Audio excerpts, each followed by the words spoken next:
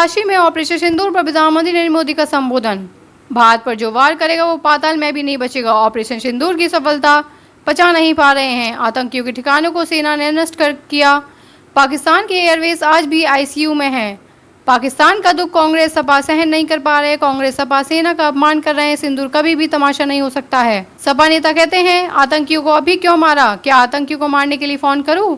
सपा ने आतंकियों से मुकदमा वापस लिया। आतंकी मारे जा रहे तो सपा को परेशानी हो रही। ऑपरेशन सिंदूर के नाम से सपा को दिक्कत है। पाकिस्तान दुखी है, ये तो सब कोई समझ सकता है।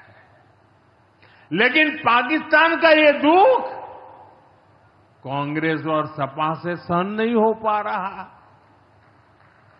उधर आतंक का आकार होता है, इधर कांग्रेस सपा वाले आतंकियों की हालत को देखकर रोते हैं। साथियों, कांग्रेस हमारी सेनाओं के पराक्रम का लगातार अपमान कर रही है। कांग्रेस ने ऑपरेशन सिंदूर को तमाशा कहा है। आप मुझे बताइए, सिंदूर कभी भी तमाशा हो सकता है क्या? हो सकता है क्या?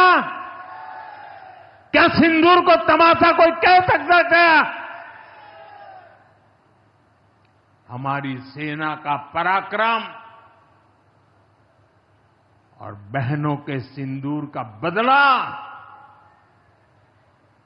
तमाशा कहने की ये हिम्मत, ये निर्लज्जता, भाइयों बहनों, वोट बैंक और तुष्टीकरण की इस राजनीति में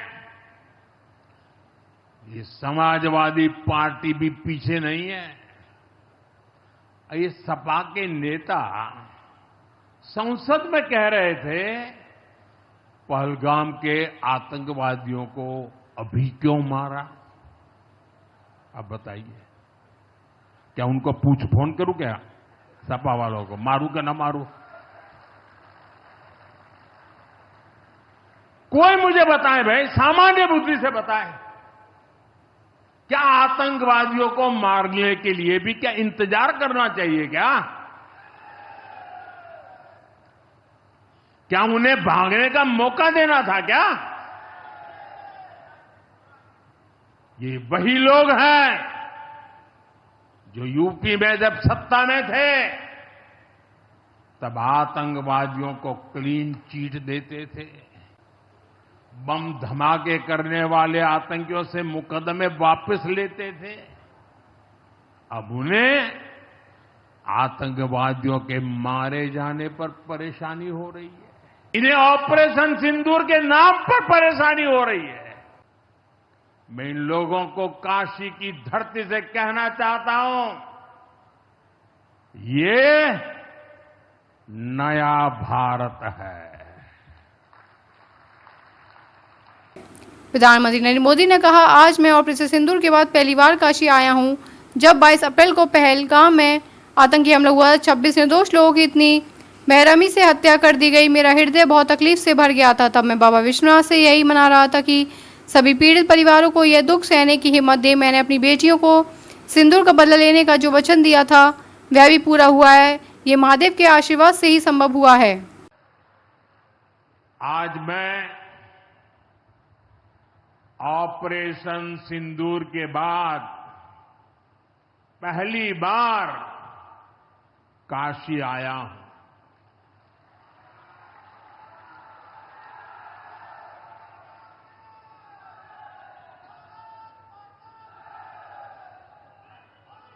जब 22 अप्रैल को